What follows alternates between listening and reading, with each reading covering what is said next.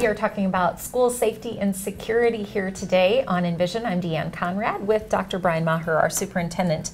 And I've heard you say in a number of settings that we should be pretty proud of the safety nets that we have set up around our buildings and just the knowledge base of people in terms of how to respond if a situation would ever happen. Yeah. What do you mean by that? Oh, that's a big question.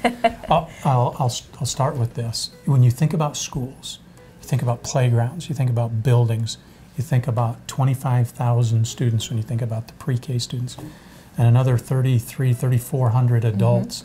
We're getting close. We're not quite there. We're getting close to 30,000 bodies in some very open spaces, and we're vulnerable. We're just very vulnerable as a school population. So you try to put every plan in place that you can have that's reasonable to make your schools safe. And when I say make your schools safe, I mean make our people safe.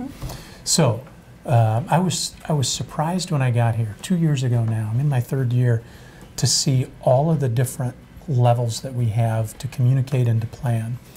I'll start with our leader in that area, Bob Bray. Bob is a retired two-star Major General from the Army. Very impressive when it comes to planning, when it comes to thinking, when it comes to working with other entities. And he knows how to cross jurisdictions, Right. To deal with other folks to help keep our adults and our kids safe in our schools. So that's one thing. But the number of things that we have in place, where we work with EOC, and the EOC is a group that is made up of folks across the city and county.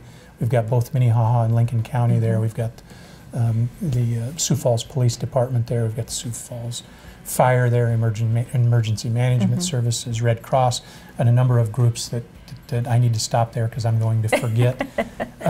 But we come together quarterly to talk about cross-jurisdictional issues, and it's an impressive time to get together.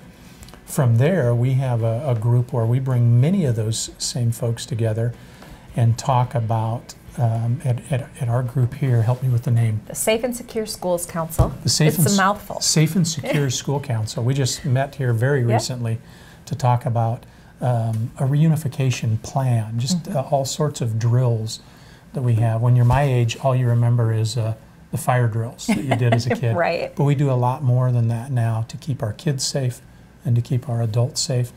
And I really think when I walk out of those meetings, I really think that if the average citizen saw and knew what we did to plan and prepare, they'd feel real good about the security in our school. That doesn't mean that we're still not vulnerable, so we can never rest on our laurels. Right. And we don't make a habit of going out and specifically sharing all of the inner workings and details, because that is potentially puts our students at risk, our staff at risk. But there are ongoing trainings of how to respond in a crisis situation, and what our role would be as school leaders, how we would work with police and fire and such. And so having those relationships is sort of the, at the foundation of a successful plan if something were to ever happen. Right.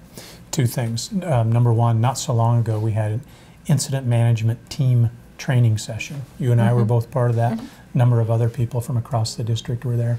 Bob Bray led us in a tabletop exercise of, here's the situation, here are some of the elements around it, how are you going to handle it? Go. And everybody's kind of scrambling, trying to figure out what would we really do, and we talked through that.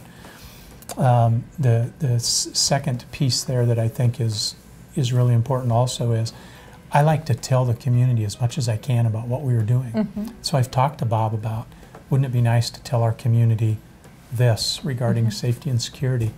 And his answer is no, because we don't want folks who may not have good intentions to know how we're going to handle crisis situations. Right. And that makes total sense. Yeah. I wish we could tell everybody. But what I can tell everybody is we do plan, we do prepare, and we do the best we can to make our schools safe. Yeah. And if you only knew, I think you'd feel pretty good. Right. We also use the mantra, see something, say something. And we've had a number of situations over the time that we've adopted that where people, we were able to get a jump on a situation because someone did notify, a teacher, the administration, police, whomever. So we really encourage that if you see something or hear something that's not quite right, make sure that that gets to an authority figure so that we can get ahead of it and make sure that there isn't a safety issue. Happens all the time. That is, when I first heard that, I thought, that's a little Pollyanna, a little overly simplistic. Sure. It's our number one deterrent. Mm-hmm. It is the best thing we can utilize to help quell a problem. Mm-hmm. And it's used more than I would have ever thought. Mm-hmm. It's used maybe during the hallway when kids see something and they tell an adult. It's used in the middle of the night when maybe a student is going to harm themselves or others, and adults are informed and known. I could talk about a number of situations just over the last year where see something, say something has illuminated problems, if not saved lives. Right. So again, that importance of, even if it doesn't turn out to be something, if you have that gut instinct that something's not quite right here, make sure you tell the proper authorities, bubble it up to school administration, and we will put our team in action to try to get to the bottom of it. We do not mind people being wrong on things like that they suspect might happen. Right. So we invite you in that way to be a part of our team in making sure our schools continue to remain safe. Thanks for joining us today on Envision.